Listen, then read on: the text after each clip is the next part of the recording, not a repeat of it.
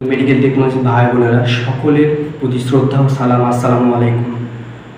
সকলের অবগতির জন্য জানাচ্ছি, বিগত 15 বছর যাবৎ এই জাতি অবহেলিত হয়ে এসেছে। আর নয় অবহেলা, আর নয় প্রতিহিংসা। এখন আমাদের সোচ্চার হওয়ার সময়, এখন আমাদের জেগে ওঠার সময়। তাই সকল মেডিকেল টেকনোলজির ভাই ও বোনেদের উদ্দেশ্যে বলছি, আসুন প্রতিহিংসা দলভেদ নির্বিশেষে সকলে আমরা একই ছাতার নিচে আসি।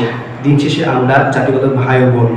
সকলের প্রতি উদাত্ত আহ্বান, দল মত নির্বিশেষে প্রতিহিংসা বাদ দিয়ে, বিগত দিনের সকল কাহিনী বাদ দিয়ে আসুন আমরা এখন সোচ্চার হয়ে আমাদের জাতিকে মুক্তি করি। এখনই আমাদের সোচ্চার হওয়ার সময়। আমরা নতুন একটা রাষ্ট্র পেয়েছি, নতুন একটা দেশ পেয়েছি।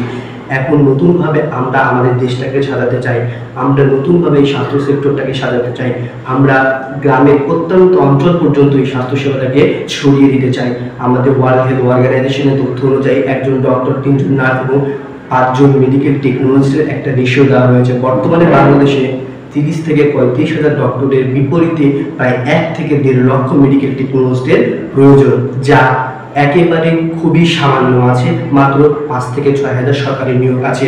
মানে বিষয়টা এরকম হয়ে গেছে যে একটা গভীর সমুদ্রে 1 বালতি পানি ঢেলে দিয়ে আমরা বলছি যে পুরো সমুদ্রটা এরকম হয়ে গেছে। কেননা 18 কোটি জনগণের বিপরীতে মাত্র 5 থেকে 6 হাজার মেডিকেল টেকনোলজি দিয়ে কিভাবে আমাদের চিকিৎসা সেক্টরটাকে কন্ট্রোল করা যায় আমরা জানি, আমরা সকলে বুঝি। কিছু আমলার কারণে আজকে আমরা এই পর্যায়ে। এই আমলাগুলো আমাদেরকে ব্যবহার করে তাদের পেট পূজা করেছে, তাদের পকেট পূজা করেছে। সেই আমলাগুলো এখন থেকে বিতাড়িত হয়েছে। আমরা নতুন একটা রাষ্ট্রে নতুনভাবে আমরা আমাদের স্বাস্থ্য সেক্টরটাকে সাজাতে চাই। তাই অনেকে বিলম্বে 20,000 মেডিকেল টেকনোলজিস্ট নিয়োগ বাস্তবায়ন করতে হবে। সাথে বাংলাদেশে যতগুলো আইএসটি রয়েছে সেই আইএসটি গুলোর সিনিয়র মেডিকেল টেকনোলজিস্টের শিক্ষক নিয়োগ দিতে হবে। কেননা এই যে প্রতি বছর আমাদের বাংলাদেশে জেলায় জেলায় যে আইএসটি গুলো হচ্ছে, এখনো সেখানে পর্যাপ্ত পরিমাণে কোনো টিচার নাই। ডাক্তারদেরকে নিয়ে কয়েকটা সামান্য কাজ চলে।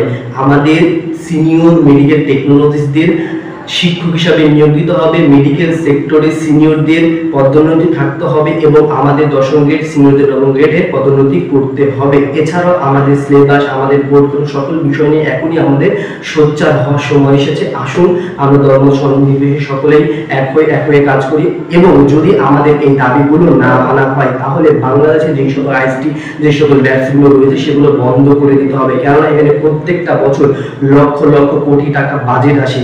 সুতরাং এখান থেকে পরে যদি আমার অধিকার, আমি আমার দেশের অধিকার আমি যদি পরীক্ষায় না দিতে পারি, আমি যদি নিয়োগই না পাই, তাহলে এই সব প্রতিষ্ঠান রাখার কোনো প্রয়োজনই নাই। তাহলে আমরা চাই যে এই সকল প্রতিষ্ঠানগুলোকে অনতিবিলম্বে বন্ধ করে দিতে এবং এই প্রতিষ্ঠানগুলোর যেই সকল বাজেট হয় সেই সকল বাজেটকে অন্য খাতে ব্যবহার করা হয়। যেহেতু এখান থেকে পড়ে আমি রাষ্ট্রের কোনো সেবা করতে পারছি না, রাষ্ট্রের মানুষের কোনো সেবা করতে পারছি না, তাহলে এই সকল প্রতিষ্ঠান রাখার কোনো দরকার নাই।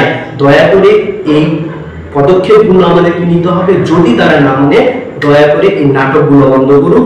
কারণ এই সকল নাটক আমরা 15 বছর দেখেছি। আর না, হয় আমাদের নিয়োগ দিতে হবে, হয় আমাদের পোস্ট ক্রিয়েট করতে হবে, আমাদের পর্যাপ্ত শিক্ষকের ব্যবস্থা করতে হবে, আমাদের সিলেবাস ঠিক করতে হবে এবং আমাদের বোর্ড গঠন করতে হবে। যদি না হয় আমাদের আইএসটিগুলো বন্ধ করতে হবে। এই আইএসটি শুধু তৈরি হচ্ছে, কোনো শিক্ষক নাই, কোনো সিলেবাস নেই, কোনো বোর্ড নাই। এত নাটক তো চাই না আমরা বুঝি, আমাদের যথেষ্ট বোঝার মতো বয়স হয়েছে, যথেষ্ট জানার মতো বয়স হয়েছে। আপনারাও জানেন, আপনারাও বোঝেন। এখন নতুন একটা রাষ্ট্র পেয়েছি, নতুন ভাবে আমরা সবকিছু করতে চাই, দেশের মানুষের সেবা করতে চাই, প্রত্যন্ত অঞ্চলে গিয়ে আমরা দেশের মানুষের সেবা করতে চাই। কারণ প্রাইভেট সেক্টরগুলো নিয়ে বিষয়গুলো আমরা মেডিকেল টেকনোলজিগুলো সবাই জানি। তাই এই বিষয় নিয়ে আমি আর বেশি কিছু বলতে চাচ্ছি না। তাই সকল মেডিকেল টেকনোলজিস্ট ভাই ও বোনদের কাছে উদাত্ত আহ্বান, আসুন বিগত দিনের কষ্ট, বিগত দিনের সবকিছু বলে আমরা নতুনভাবে আমাদের রাষ্ট্রটাকে সাজিয়ে তুলি। এবং বিশেষ করে ছাত্রদের উদ্দেশ্যে বলছি, যারা স্টুডেন্ট আছো তারা বেশি সোচ্চার হও।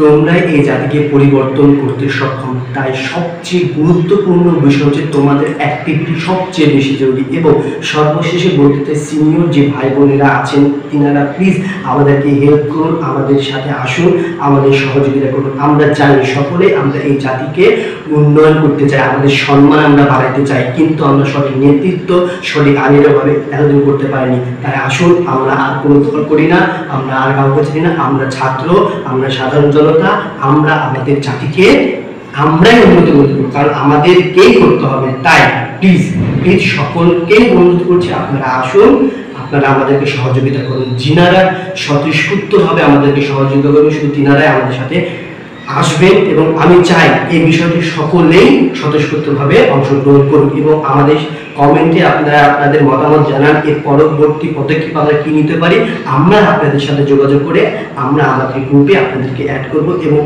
অনতি বিলম্বে যত দ্রুত সম্ভব এই পদক্ষেপ আমরা নিব। ততদিন পর্যন্ত ভালো থাকুন, আপনাদের মতামতে আশা রইলাম। আসসালামু আলাইকুম।